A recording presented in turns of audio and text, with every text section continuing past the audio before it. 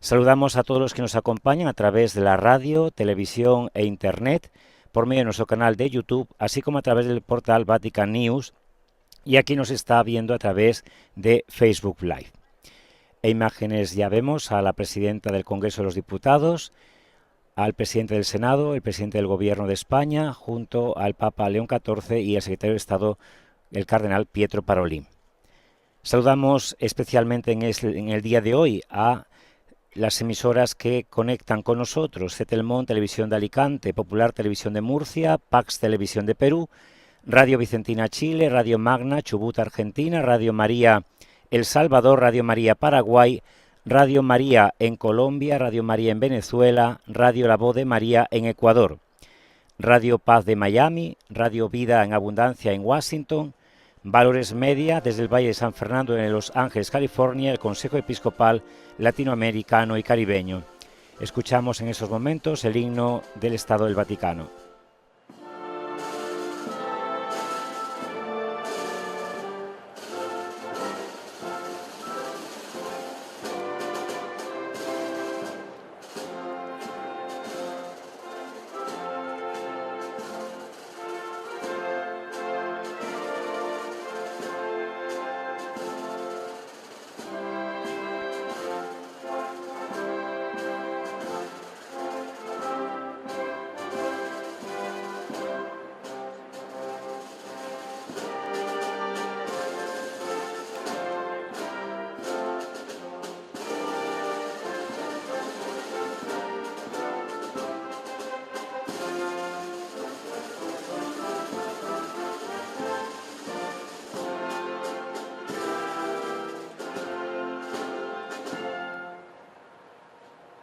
El himno nacional de España.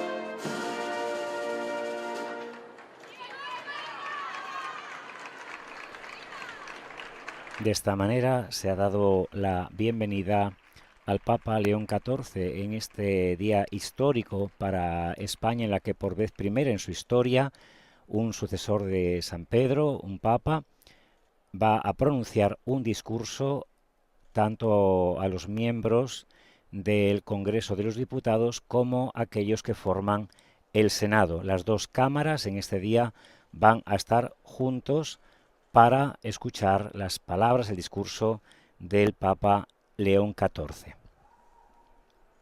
Acabamos de presenciar el momento en el cual han sonado los himnos del Estado Vaticano junto al himno de España y se han hecho la foto oficial en esta bienvenida que se les da al Papa León XIV. En imágenes vemos como ya están entrando dentro de este hermoso Congreso de los Diputados.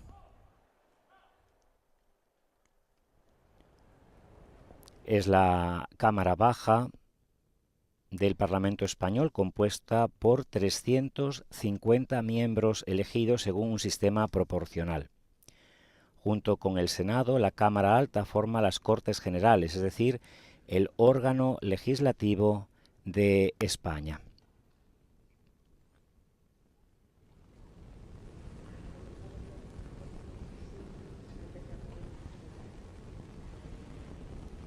La presidenta del Congreso de los Diputados está acompañando al Santo Padre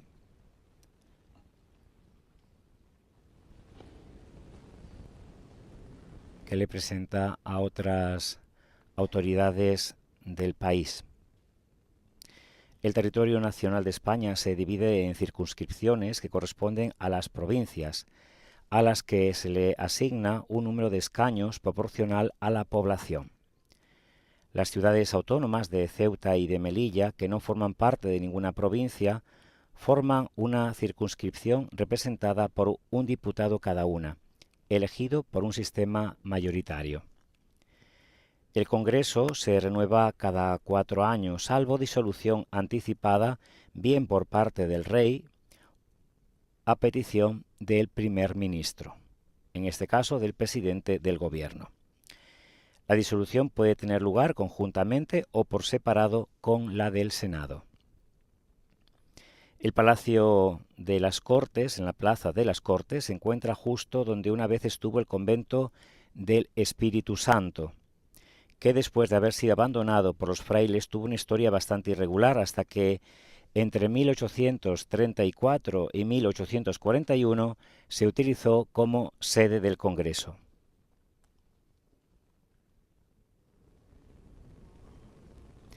El concurso convocado para la construcción del nuevo edificio fue ganada por el arquitecto Narciso Pascual y Colomer, que terminó las obras en el año 1850.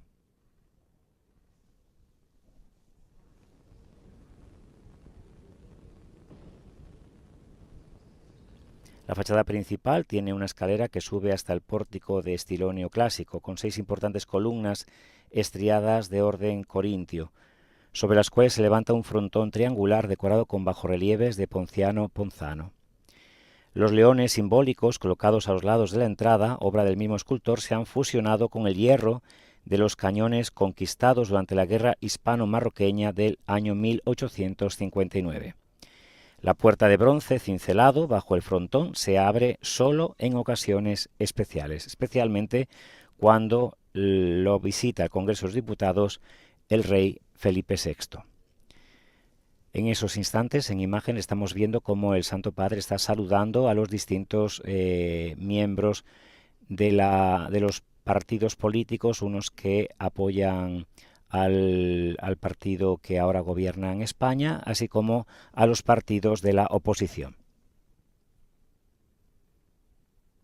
Es ahora el Papa el que presenta tanto a la presidenta del Congreso como al presidente del Senado al séquito papal, el cardenal Parolín, cardenal Artime, cardenal José Cobocano y tantos otros que le acompañan en este viaje apostólico, el cuarto viaje apostólico que le ha traído al Santo Padre hasta España. En esta primera parada, que como bien sabemos es Madrid, donde continuará mañana con su ida a Barcelona y terminará el próximo viernes visitando Gran Canaria y Tenerife.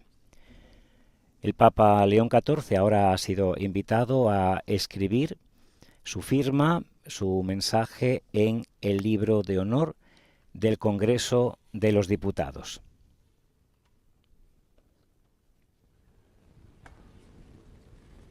Como decimos, está siendo un momento para la historia de España, dado que nunca ha habido una visita al Congreso de los Diputados ni un discurso por parte del sucesor de Pedro, por parte de un papa, en el Parlamento español. Es León XIV el primero en dirigirse a todos los diputados y senadores que sirven a España.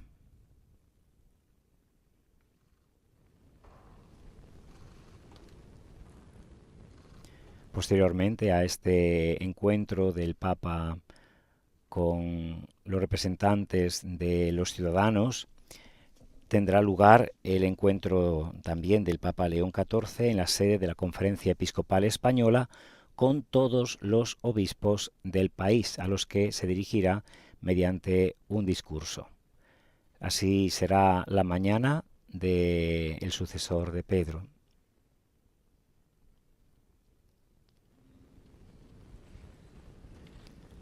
Ahora la presidenta del Congreso, Francina Armengol, regala al Papa una reproducción del Libro de las Horas.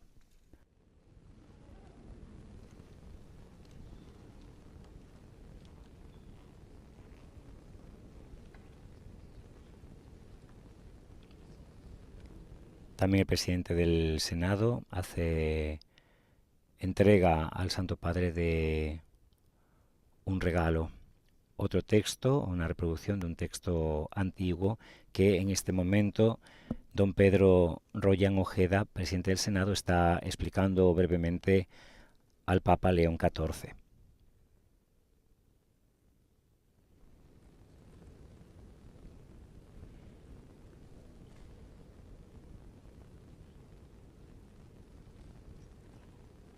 Terminado este momento de intercambio de regalos, el Papa entrega tanto al presidente, la presidenta del Congreso de los Diputados como al presidente del Senado la medalla de plata de esta visita apostólica a España. En ella se ve representada la Virgen de la Almudena, la Sagrada Familia, así como la fecha de este viaje con el escudo del Papa León XIV.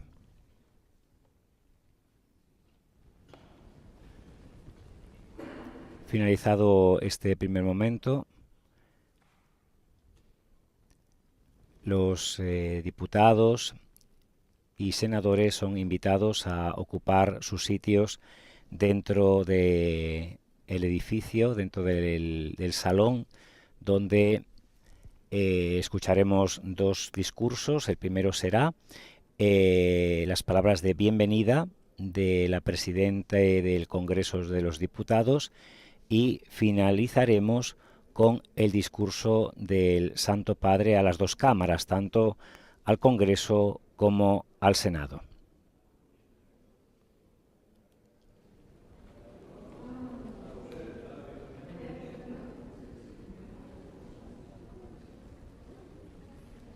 En imágenes vemos la tribuna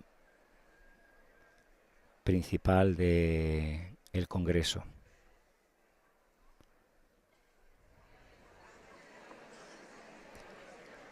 Recordamos que este salón cuenta con 350 diputados representativos de todos los ciudadanos de España, pero que hoy son más porque están unidas las dos cámaras, tanto los 350 diputados que forman el Congreso como los demás miembros del Senado.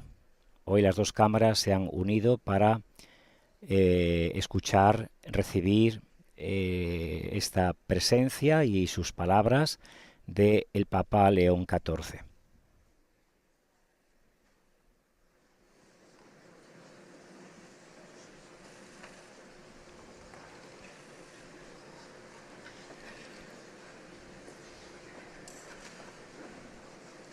Como hemos repetido en distintas ocasiones, este momento realmente es muy importante en la vida política de España, dado que el Papa no solamente es líder de la Iglesia Católica, sino que es jefe del Estado de la Ciudad del Vaticano. Por eso ha sido recibido como tal y se le ha ofrecido la posibilidad de dirigir unas palabras, un mensaje a las dos cámaras ahora mismo reunidas.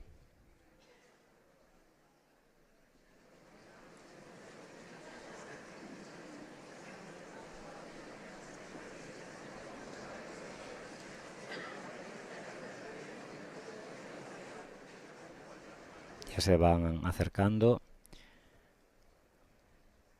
el Papa junto a la presidenta del Congreso y del presidente del Senado hasta el salón de plenos.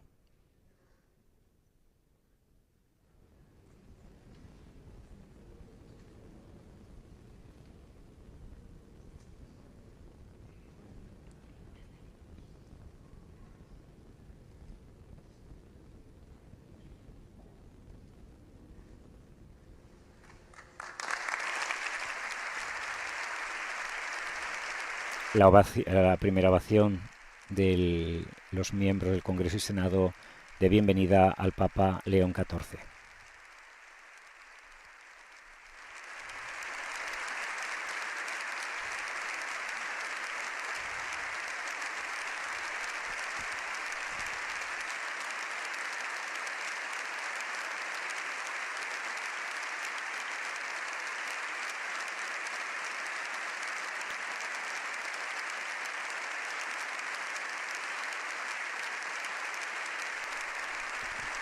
Ambas cámaras, puestos en pie,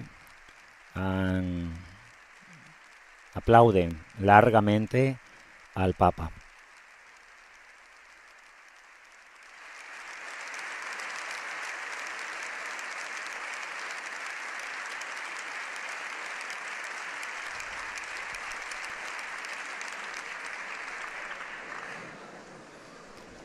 Es el turno en el que da la bienvenida al Papa la presidenta del Congreso. Presidente del Senado, presidenta del Tribunal Constitucional, presidenta del Tribunal Supremo y del Consejo General del Poder Judicial, miembros del Congreso y del Senado, autoridades, señoras y señores. Es para mí un gran honor, en nombre del Congreso de los Diputados y del Senado, dar la bienvenida a Su Santidad el Papa León XIV en esta sesión conjunta de las Cortes Generales.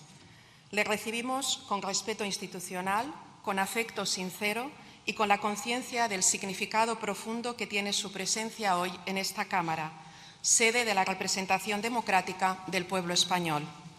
Su visita constituye un momento de especial relevancia para nuestro país y para nuestras instituciones, porque en tiempos de incertidumbre global y de una polarización que amenaza con debilitar las democracias, necesitamos más que nunca espacios de encuentro capaces de convocarnos alrededor de aquello que compartimos: la lucha por la dignidad humana, la justicia y la esperanza. Sus palabras, las primeras de un pontífice en esta Cámara, serán recordadas como un pertinente símbolo. Ante la adversidad, nuestra fortaleza descansa en la unión y el acuerdo. En esta casa parlamentaria, que hoy le abre las puertas, se vertebra una democracia plural y abierta, construida sobre el respeto a la libertad de conciencia y el valor del diálogo. Diálogo, respeto y también escucha activa, tres artífices fundamentales para la libertad de nuestras sociedades, cuya confianza en unas instituciones públicas sólidas, cercanas y transparentes es crucial para la estabilidad de las democracias. Desde esta convicción le damos hoy la bienvenida, con la voluntad de escuchar y con el convencimiento de que el entendimiento entre instituciones, culturas y pueblos es imprescindible para afrontar los grandes desafíos de nuestro tiempo. El filósofo místico y poeta mallorquín Ramon Llull escribió: «La justicia te proporcionará paz y también trabajos». Y estas palabras, que vieron la luz allá por el siglo XIII, podrían vertebrar de punta a punta el cometido que hoy nos apremia: el descomunal reto colectivo de trabajar unidos y unidas por los derechos humanos. En esta época que vivimos, atravesada por cambios profundísimos y aquejada de una drástica inquietud, donde solo unos pocos de los más fuertes imponen la masacre de miles de los débiles con total impunidad, donde el orden internacional conocido se quiebra un poquito cada día, alejándose de aquellas normas que pretendieron restablecer la convivencia tras la desolación, no queda más remedio que reunirnos en torno a lo esencial y reformular las medidas que nos comprometan con la configuración de un mundo más justo. Es urgente posicionarse en el lado correcto. La paz ha de ocupar de nuevo el centro de la acción política internacional. La paz de la que hablaba Ramon Llull, la paz que impone la justicia, la paz dialogada y con vocación de permanencia. Una tarea ardua y minuciosa que requiere valentía, diplomacia y cooperación. Una paz que exige defender y respetar plenamente el derecho internacional humanitario, fortalecer las instituciones multilaterales y preservar los espacios comunes desde los que las naciones pueden responder juntas a desafíos que ninguna puede resolver por separado. Nuestro cometido jamás ha de ser multiplicar los conflictos, sino trabajar codo con codo para solucionarlos. El multilateralismo es una condición para la posibilidad de la convivencia internacional y una garantía frente a la fragmentación, el aislamiento y la imposición de la fuerza y la sinrazón. Hay que restaurar el orden internacional, deben imperar las leyes, no la fuerza, deben vencer el humanismo y la solidaridad. Y solo vencerán, qué duda cabe, si concentramos nuestro empeño en las tareas democráticas que las sociedades a las que representamos nos recomiendan. Sabemos bien cuáles son estas tareas: la lucha contra la pobreza, contra la precariedad y contra la violencia, todas las violencias, la violencia de género, la violencia racista, la violencia que premia el privilegio frente a la vulnerabilidad, el reparto equitativo de los bienes, el progreso como un bien común, la igualdad real y efectiva entre mujeres y hombres, combatir el cambio climático con políticas responsables, la defensa de la salud como un derecho universal, construir sociedades empáticas, hospitalarias, regidas por políticas integradoras y de cohesión que pongan a las personas en el centro y protejan la dignidad de todos y de todas, también de las personas migrantes, también de las personas más desfavorecidas. O alguna tarea concreta a la que su santidad hacía referencia, como la llaga abierta que suponen los abusos en la Iglesia y la reparación y la indemnización a las víctimas, que tanto se ha hablado en las Cortes Generales, sobre todo a raíz del riguroso informe que nos presentó el Defensor del Pueblo. En definitiva, señorías, como les decía, tenemos la tarea fundamental de acabar con las desigualdades. Acabar con las desigualdades desde el convencimiento de que la diferencia y la multiplicidad son signos de riqueza y de que el futuro, como también el pasado, se siembra en el fértil abrazo entre culturas. Porque la sociedad a la que debemos aspirar es aquella que reconoce, tal y como su santidad ha escrito en la encíclica Magnificat Humanitas, que en la pluralidad de voces y visiones que a veces recuerda la dispersión de las lenguas, existe, sin embargo, una posibilidad luminosa, la de edificar juntos, transformando la diversidad en un recurso y haciendo de la escucha y del diálogo el terreno común en el cual hacer crecer la justicia y la fraternidad. Identificarse con las palabras de su santidad es una obligación ética de cualquier Estado democrático, como lo es, indudablemente, coincidir con la profunda reflexión que da motivo a esa primera encíclica, que la tecnología ha de estar al servicio de la humanidad. Los avances científicos han generado progreso desde tiempos inmemoriales, pero el desafío en el que nos encontramos ahora mismo, frente a la desorbitada e impredecible revolución de la inteligencia artificial, resulta un escenario enormemente disruptor. Es necesario, por tanto, construir formas de cooperación, delimitar las maneras de actuación bajo unos supuestos solidarios, empáticos y responsables, que garanticen un acceso igualitario, que la razón de ser de esta poderosísima herramienta sea la búsqueda de la dignidad de todas las personas y el bien de los pueblos, no el enriquecimiento de unos pocos, no la encarnizada lucha de poder a la que ahora asistimos, porque de otra manera el progreso estará efectivamente doblegado a las lógicas del poder. Permítanme señalar que España ya ocupa un decisivo papel en esta senda y hace apenas unos meses tuvo lugar aquí, en el Congreso de los Diputados, la primera reunión del Panel Científico Internacional de la Inteligencia Artificial de la ONU, un organismo creado para fomentar un uso seguro y ético de la inteligencia artificial a escala mundial. Es nuestro cometido, está en nuestras manos. Debemos reorientar la economía hacia la dignidad y la tecnología hacia la igualdad, la estabilidad y la inclusión. Impongamos de una vez nuestras políticas humanitarias y responsables, porque ninguna innovación será verdaderamente valiosa si erosiona aquello que nos define como sociedades libres y democráticas. Señorías, nuestra tarea institucional consiste en escuchar nuestro tiempo, responder a sus desafíos y proteger los valores que sostienen nuestra convivencia. Hoy, esta Cámara reafirma su compromiso con la paz, con la cooperación internacional, con la igualdad, con la defensa de los derechos humanos y con la dignidad inviolable de todas las personas. Hoy, recibiendo a su santidad con respeto y con gratitud, nos aliamos en una responsabilidad compartida, una que allane el necesario camino hacia la esperanza. Hoy afianzamos nuestra confianza en el mañana, en la posibilidad de un mundo mejor y, por supuesto, en el ser humano. Creemos, sí, como escribió la poeta Ángela Figuera Aymerich, en el ser humano, porque se acuesta y duerme bajo el rayo y ama y engendra al borde de la muerte, y alza a su hijo sobre los escombros y cada noche espera que amanezca. Su Santidad, muchísimas gracias por acompañarnos en esta sede de la soberanía popular. Sea bienvenido a las Cortes Generales de España. Tiene usted la palabra. Estamos ansiosos por escucharlo.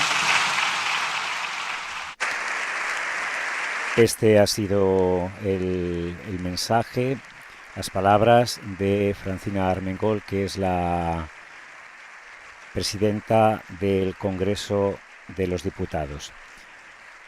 Ella ha terminado su intervención dando ya la palabra al Papa León XIV, que vamos a escuchar dentro de unos momentos. Presidente del Gobierno, Presidente del Congreso de los Diputados, Presidente del Senado, Presidente del Tribunal Constitucional, Presidente del Tribunal Supremo del Consejo General del Poder Judicial, miembros del Congreso, de los Diputados y del Senado, señoras y señores. Agradezco a la señora Presidenta sus amables palabras, así como la invitación que la Sede Apostólica ha recibido con ocasión de mi viaje a este país, así como la deferencia de acogerme en este histórico Palacio del Congreso de los Diputados, ámbito eminente de la vida institucional, jurídica y democrática del Reino de España. Vengo ante todos ustedes como obispo de Roma y pastor de la Iglesia Católica, consciente de que la misión confiada al sucesor del apóstol Pedro como principio y fundamento de unidad de los obispos y de los fieles, coloca a la Santa Sede de modo peculiar en diálogo con los pueblos y con los estados. Mi presencia entre ustedes quiere ser un gesto de cercanía hacia España, en el marco de la mutua cooperación y una palabra ofrecida desde el servicio a la persona humana. La Iglesia camina con la humanidad, comparte sus esperanzas y sus heridas, escucha los interrogantes de cada época y se deja interpelar por todo lo que concierne a la existencia de los hombres y las mujeres de hoy. Por eso, cuando se dirige a la vida pública, lo hace respetando la misión propia de las instituciones y la legítima responsabilidad de quienes han recibido el mandato de legislar. Reconoce la autonomía de las realidades terrenas y la distinción entre comunidad eclesial y comunidad política. Y precisamente desde esa conciencia aporta una reflexión nacida del deseo de servir al bien común y de recordar aquello que hace verdaderamente humana la convivencia. En este hemiciclo se da forma jurídica a la convivencia social. Aquí las diferencias se escuchan, se ordenan y cuando es posible se convierten en decisión compartida. Por eso, más allá de la legítima diversidad de posiciones, toda tarea legislativa acaba encontrándose con una pregunta decisiva. ¿Qué concepción de la persona humana inspira las leyes y qué tipo de sociedad construye esas leyes? Ante esta cuestión, España posee una memoria particularmente rica. Su identidad geográfica y política se ha ido entretejiendo con una historia en la que la fe y la razón, el arte y el derecho, la tradición y el pensamiento han sabido encontrarse fecundamente en sus catedrales y universidades, en su literatura inmortal, en sus instituciones jurídicas y en el ánimo mismo de su pueblo, permanece viva una herencia que ha dado forma a un modo de vivir la libertad, practicar la justicia y ordenar la vida común.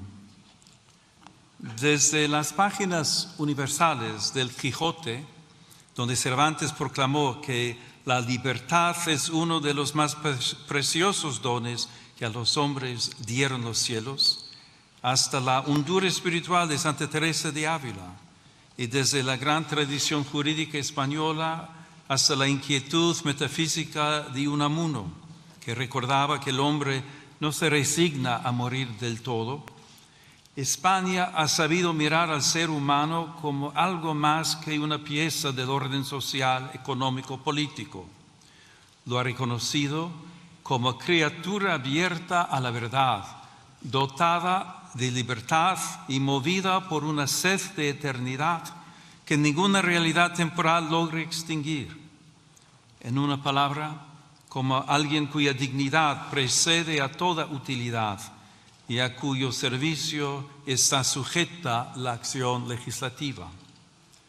Por eso, al hablar hoy de la persona humana, esta memoria conduce naturalmente a Salamanca y al pensamiento que allí maduró.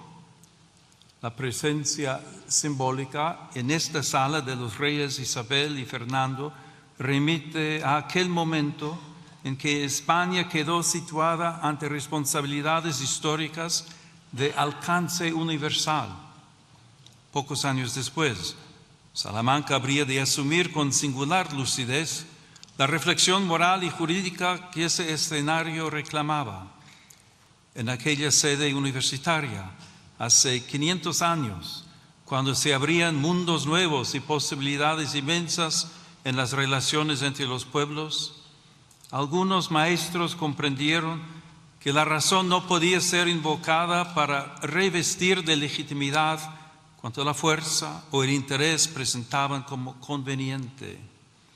Introdujeron así en el discernimiento histórico la pregunta por el valor irreductible de todo ser humano y los límites morales del poder.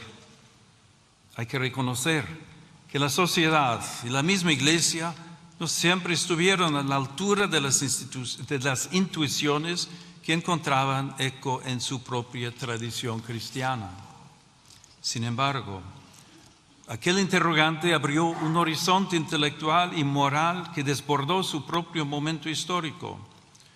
La intuición del totus orbis, de una comunidad humana más amplia que cualquier poder particular, permitía afirmar la existencia de vínculos jurídicos y morales entre los pueblos. Desde España, la reflexión de la Escuela de Salamanca y de manera particular Fray Francisco de Vitoria, junto con otros dominicos jesuitas, contribuyó a formar una conciencia jurídica y moral capaz de recordar que la autoridad lleva siempre consigo una responsabilidad y que todo ser humano debe ser reconocido como sujeto de derechos y deberes. Ese anhelo sigue hablando también hoy, que la dignidad, la justicia y el bien común sean la medida de las relaciones sociales, tanto a nivel nacional como a nivel internacional. Esta es una de las grandes herencias de España, haber unido la acción histórica con la lucidez de la razón moral. Aquella contribución, nacida a orillas del Tormes, trascendió las aulas y las bibliotecas y llegó a formar parte de una conciencia más amplia, compartida por la comunidad internacional que sigue preguntándose cómo construir la paz sobre el reconocimiento de la persona y no sobre la imposición de la fuerza. Ese legado vive también en estas Cortes, cada vez que el legislador se pregunta cómo hacer que lo posible sea justo, que lo legal sea verdaderamente humano y que la voluntad de la mayoría custodie aquellos bienes que pertenecen a todos y respete aquello que ninguna mayoría puede legítimamente vulnerar.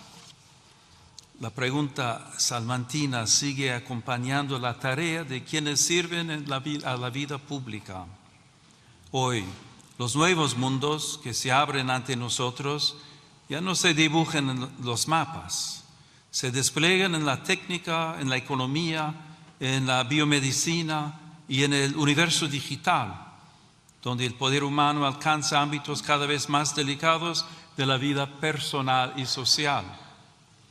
El progreso ofrece posibilidades admirables y hoy lo vemos en modo singular en el desarrollo de la inteligencia artificial y las nuevas tecnologías. Como he recordado en mi reciente encíclica, la tecnología en sí misma no es neutral porque toma el rostro de quien la concibe, la financia, la regula y la utiliza.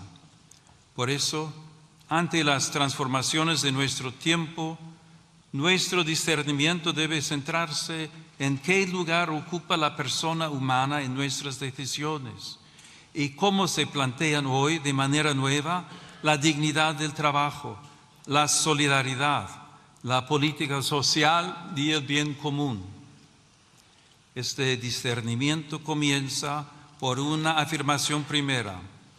Toda sociedad auténticamente justa se edifica sobre el reconocimiento de la dignidad inviolable de la persona humana. Tal dignidad precede a toda concesión del Estado y no puede quedar subordinada a consensos sociales mudables o al vaivén de las mayorías de cada momento. Pertenece a todo ser humano por el hecho mismo de existir y por eso debe orientar todo ordenamiento jurídico positivo. La fe cristiana la proclama a partir de la revelación. La razón humana puede reconocerla como exigencia inscrita en la verdad del hombre. Cuando esta convicción permanece viva, el derecho se convierte en amparo de todos y en garantía frente a la imposición de intereses y agendas particulares. Sobre este fundamento, me corresponde pronunciar hoy una palabra serena y firme ante quienes tienen la grave responsabilidad de ordenar jurídicamente la convivencia social. Esta convivencia puede verse amenazada por la cultura del descarte, como tantas veces advirtió el Papa Francisco. En este sentido, si la vida deja de ser reconocida como un valor fundamental, ¿qué futuro pueden tener nuestras sociedades? ¿Puede llamarse plenamente justa una comunidad que deje en la sombra al niño aún no nacido, al anciano, al enfermo, a quien sufre en silencio o a quien depende enteramente del cuidado de los demás? La defensa de la vida humana no es una cuestión parcial ni un interés confesional, es una meta de civilización. Toda vida humana debe ser reconocida y custodiada desde su concepción hasta su ocaso natural, en cada circunstancia de su existencia.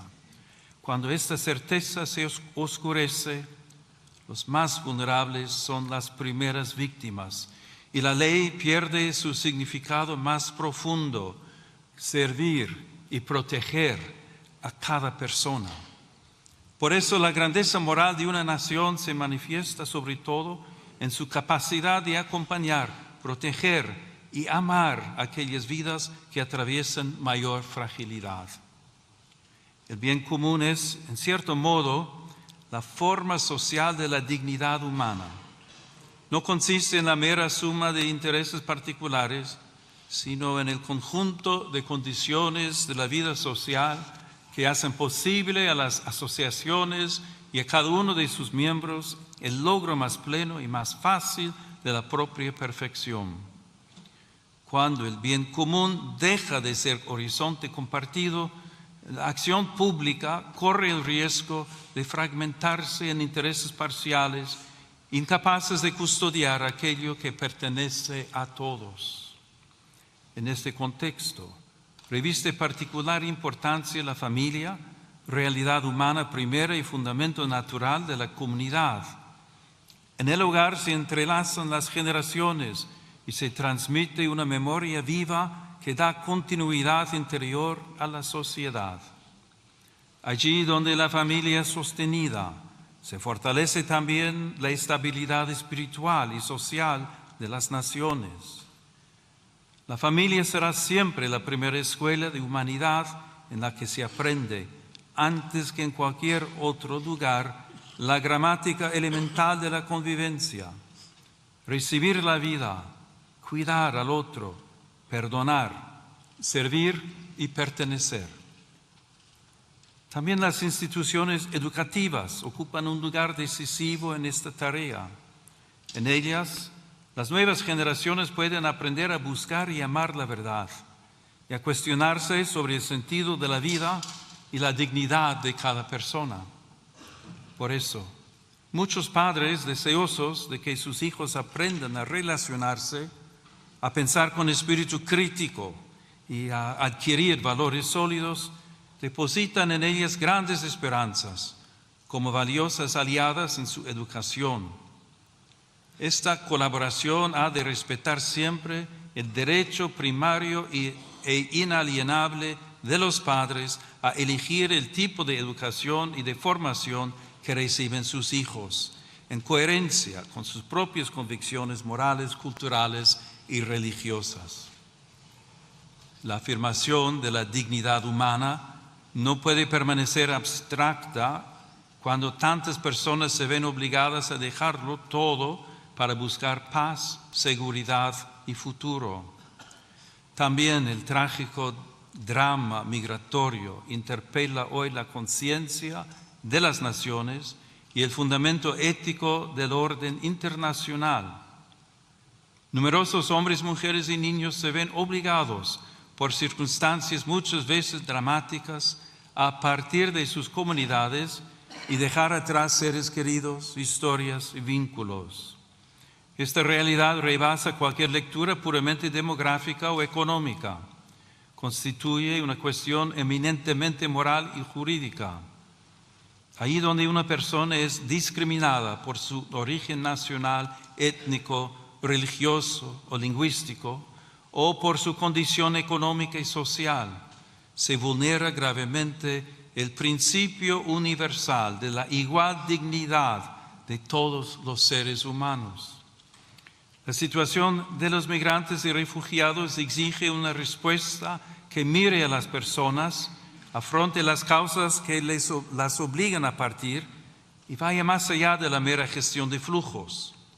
De ahí nace una doble exigencia de justicia social: ofrecer vías seguras y legales, una acogida respetuosa y posibilidades reales de integración, y promover al mismo tiempo el derecho a permanecer en la propia tierra, trabajando para que nadie tenga que abandonar su hogar por falta de paz, seguridad o condiciones dignas de vida, por las desigualdades económicas y los efectos de la crisis climática. En los últimos años, las rutas cada vez más peligrosas han evidenciado el altísimo coste de esta realidad, tantas veces escondida o ignorada. Muchas personas siguen siendo presas de traficantes y contrabandistas que se aprovechan de su desesperación. Es necesario fortalecer la prevención, el rescate y la asistencia a las víctimas, especialmente en el marco de una cooperación regional y multilateral. Ninguna nación puede afrontar por sí sola un desafío de esta magnitud. Por ello, es indispensable una respuesta coordinada, solidaria y eficaz, capaz de garantizar protección, acogida y oportunidades reales de integración a quienes emigran. Cuando la respuesta institucional se hace cercana, justa y coordinada, las fronteras dejan de ser lugares de abandono y pueden convertirse en espacios de protección responsable de la dignidad humana. Señorías, el mundo atraviesa una profunda crisis espiritual y cultural que se manifiesta en múltiples formas de violencia, polarización y desconfianza recíproca. En este contexto, la paz se presenta como una aspiración política y más aún como una verdadera exigencia moral. Reclama una palabra pública que respete a quien piensa distinto, instituciones puestas al servicio del encuentro, una memoria histórica que busque la verdad y la reconciliación y una vida social capaz de sostener la amistad cívica y el respeto mutuo en medio de la discrepancia. En el plano internacional, La paz exige valentía diplomática, responsabilidad ética y una visión de futuro fundada en el respeto a la identidad de cada pueblo y en la obligación de los estados de resolver sus controversias por los caminos pacíficos que ofrece el derecho internacional. Toda guerra constituye, en última instancia, una dolorosa derrota de la capacidad de negociar y también de aquella conciencia común de la humanidad que reconoce vínculos de justicia entre las naciones. Las armas pueden imponer un silencio temporal, pero nunca podrán edificar una paz auténtica y duradera. Por eso, preocupa que en diversos lugares del mundo y también en Europa vuelva a presentarse el rearme como respuesta casi inevitable ante la fragilidad del escenario internacional. La verdadera seguridad, en cambio, nace de la justicia, del diálogo paciente, del respeto al derecho internacional y de una política capaz de poner la vida de los pueblos por encima de los intereses que se benefician de la guerra. También el desarrollo de las nuevas tecnologías y de la inteligencia artificial en el ámbito militar exige una vigilancia ética rigurosa para que las decisiones sobre la vida y la muerte nunca sean descargadas sobre automatismos ni sustraídas a la responsabilidad moral de la persona humana. La comunidad internacional está llamada a redescubrir el valor indispensable del diálogo como camino paciente hacia acuerdos justos y duraderos, fundados en el respeto a los tratados, en la transparencia de la acción diplomática y en la voluntad sincera de anteponer la paz al recurso a la fuerza. De ahí nacen la confianza y la esperanza. Como recuerda el lema de la Unión Europea, in varietate concordia, la unidad verdadera no uniforma, sino que cohesiona en la diversidad, haciendo de las culturas, sensibilidades y tradiciones una ocasión de enriquecimiento mutuo. Asimismo, dentro de las propias sociedades es urgente construir una cultura de la reciprocidad. La pluralidad política no debería degenerar en descalificación permanente del adversario. En una convivencia madura, incluso el conflicto puede convertirse en camino hacia la paz cuando las diferencias se dejan mitigar por la escucha y se ordenan al reconocimiento de las necesidades, los anhelos y las capacidades de todos. Pero la paz no es solamente una realidad política o institucional. Nace también en la conciencia, allí donde el rencor, la indiferencia y el odio ceden espacio a la reconciliación.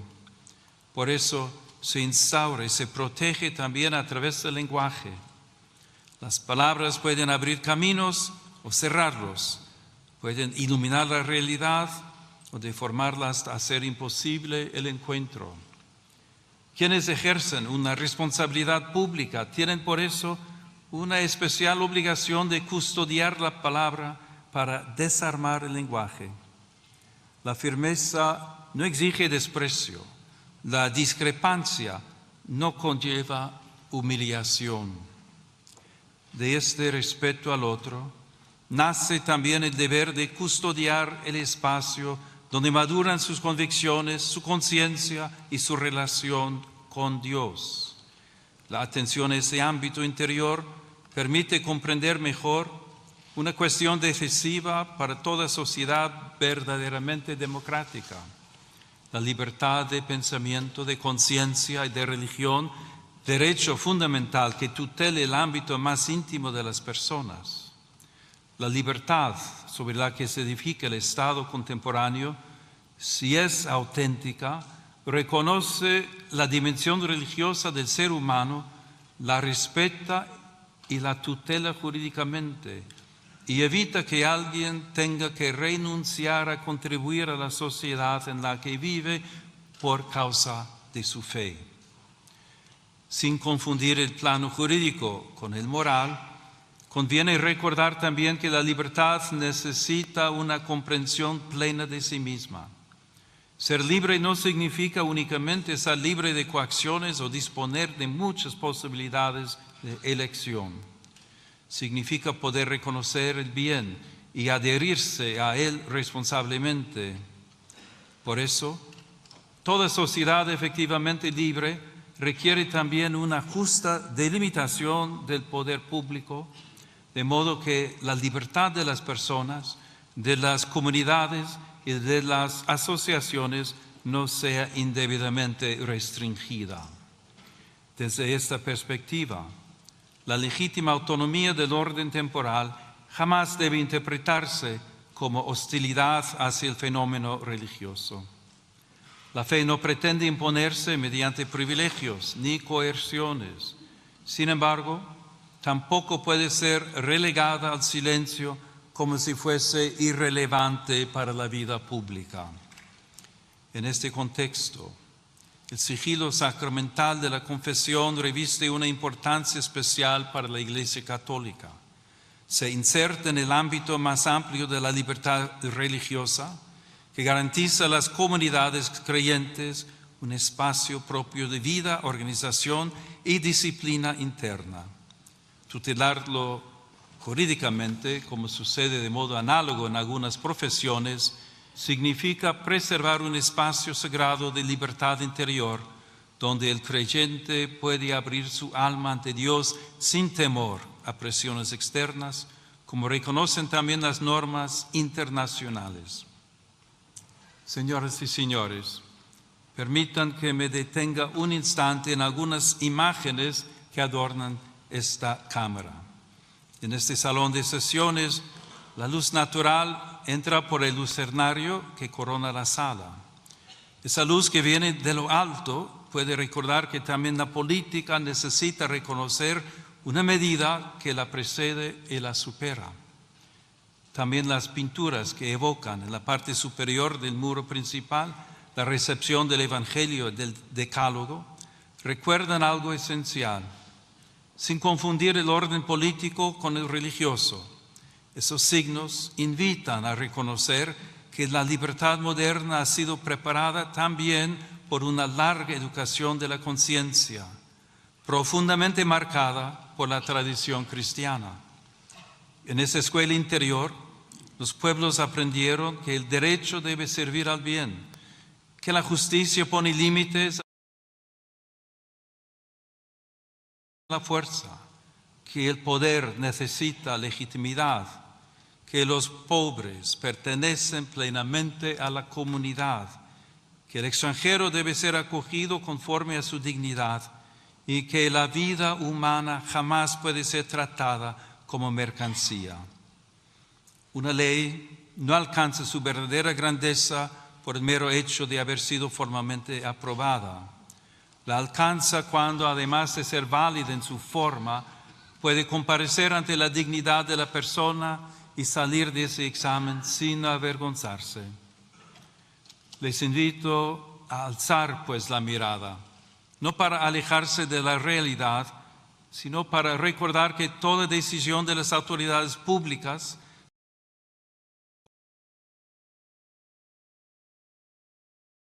personas de carne y hueso, especialmente a quienes tienen menos fuerza para hacerse oír.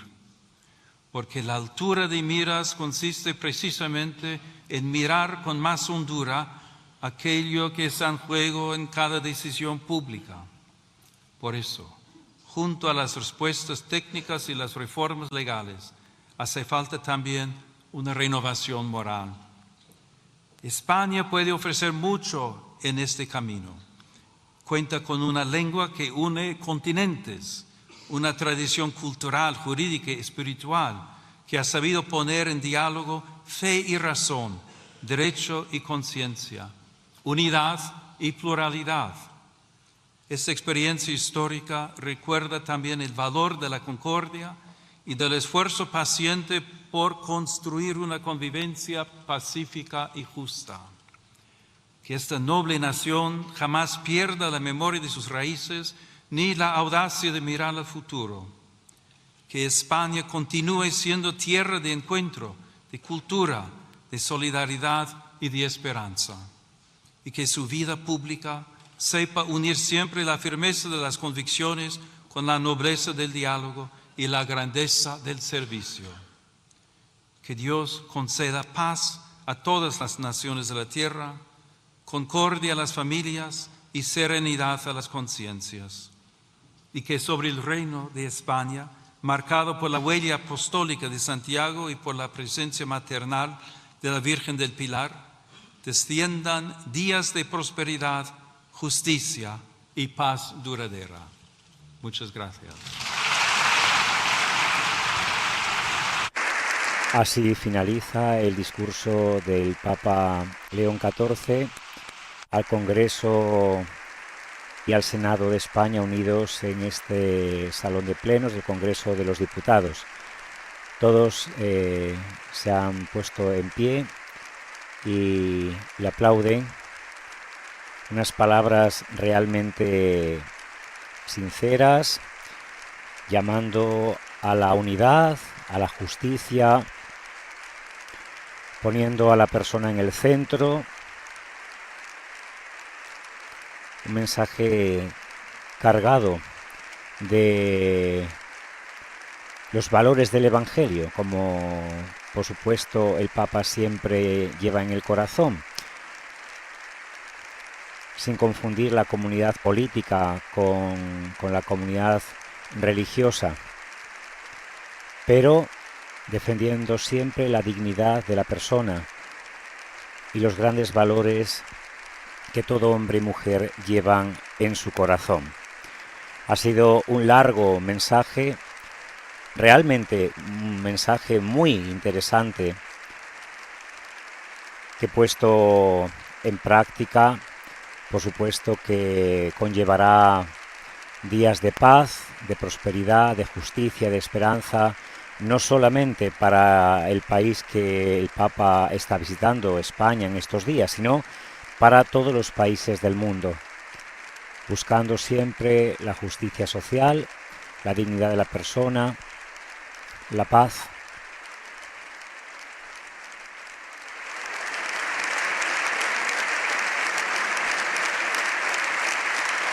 Este es el largo aplauso del Congreso.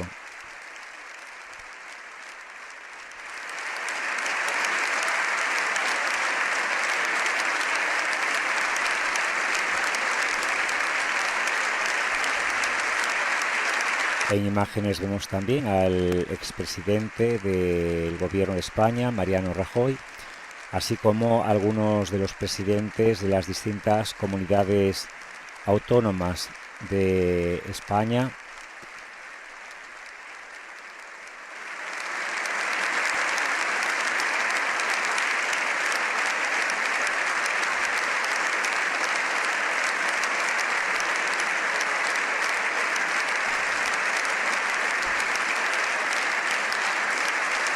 Largo el aplauso que ofrecen al Papa León XIV después de haber puesto, pues de alguna manera, deberes a todos aquellos que tienen la misión de legislar por el bien de toda persona, respetando los derechos de todos, especialmente de los más frágiles, de los más pobres.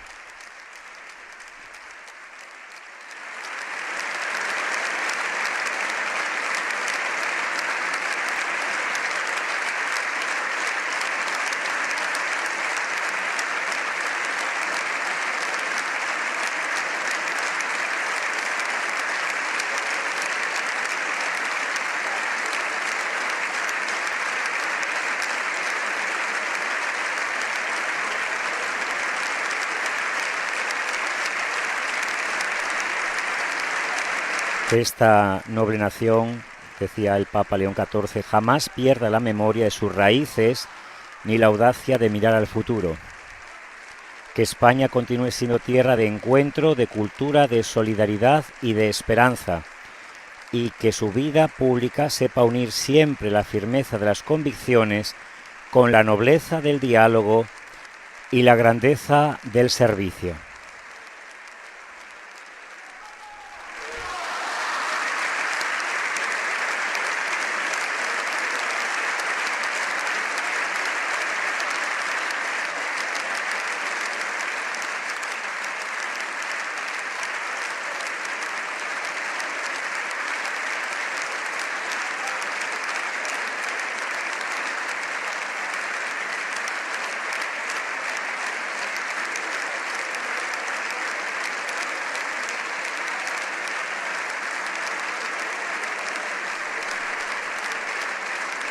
Que Dios conceda paz a todas las naciones de la tierra, nos recordaba el Papa, concordia a las familias y serenidad a las conciencias, y que sobre el reino de España, marcado por la huella apostólica de Santiago y por la presencia maternal de la Virgen del Pilar, desciendan días de prosperidad, justicia y paz duradera.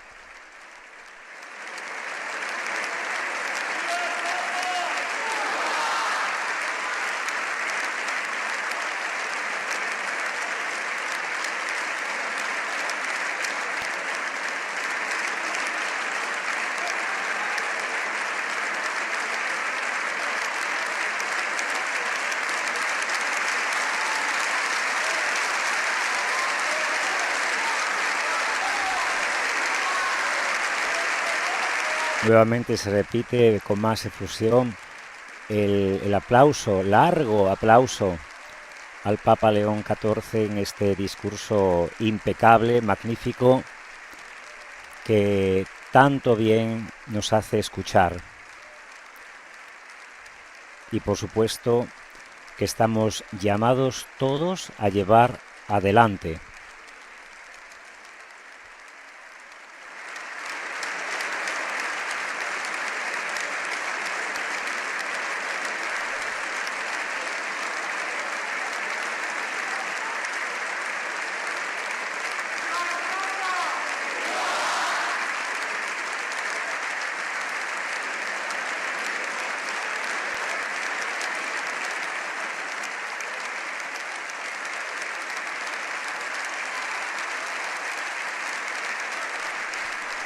El Papa abandona ya el estado principal del Congreso de los Diputados, acompañado por el cardenal secretario de Estado, el cardenal Pietro Parolin, para dirigirse dentro de breves momentos hasta la sede de la Conferencia Episcopal Española, donde se reunirá con todos los obispos de España. Agradecemos a todas las emisoras de radio y de televisión que en el día de hoy han estado con nosotros. Los invitamos a seguir en sintonía de Vatican News a través de nuestra página web vaticannews.va y a través de nuestras redes sociales. Reciban un cordial saludo de quien les ha hablado, el sacerdote diocesano Juan Carlos Velarde González. Que tengan un buen día. Laudetur Jesus Christus, alabado sea Jesucristo.